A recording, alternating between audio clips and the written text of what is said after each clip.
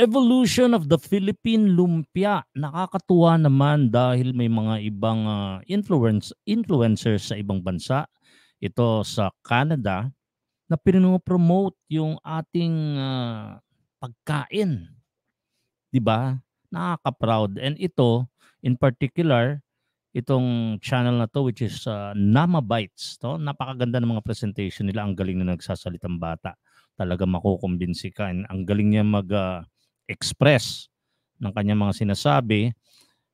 And yun nga, feature nila dito yung Philippine Lumpia. So, pakinggan natin. Tingnan natin ha. Pizza lumpia. Okay, teka lang, play ko ulit. Pepperoni pizza lumpia, guys. You guys should try it because pepperoni pizza lumpia, guys. You guys should try it because this is amazing. Hi, I'm Noah, and today we're gonna be trying out some lumpia love in Washington. Let's try it out. I'm looking for lumpia love, and apparently it's in this path. And it says path to event. Stop the ranch quarry. Hello. We have finally found it. Lumpia love. So parang food truck, no? So shout out sa Nama Bites and Lumpia Love.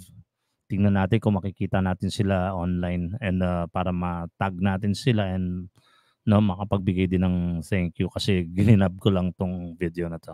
Thank you. Take care. So we're getting pepperoni pizza lumpia, mac and cheese lumpia, veggie lumpia, and banana lumpia. That's a lot of lumpia. Which one do I? Diba? Iba-ibang flavor na, no? Pepperoni and cheese, kumbaga parang pizza, tapos binalot sa lumpia. Kakaibang ano to, kakaibang idea, binigyan nila ng ibang twist na parang nakaka-curious tuloy ano kayang lasa I go nito. for? Which one is this one? Oh, it's so crispy. It's like a matzo stick. It's like a really crispy pizza pocket. Mac and cheese.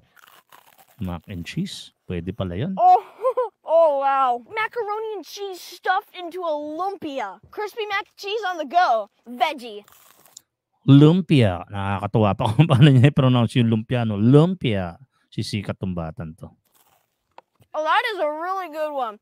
I feel like it's missing bean sprouts. I love bean sprouts in my lumpia. Banana lumpia, in Filipino, it's called turon. And it's basically just banana wrapped and deep fried. Then we Alam niya rin yung turon. Alam niya yung turon. have a coconut ube sauce. Time for dessert.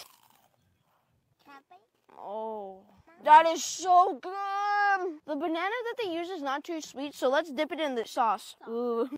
The sweetness, the coconut, the banana, the crunchiness of the spring roll wrapper, all those flavors combined to just create something very mystical and delicious. If you guys are in the area, give Lumpia Love some love and try out the...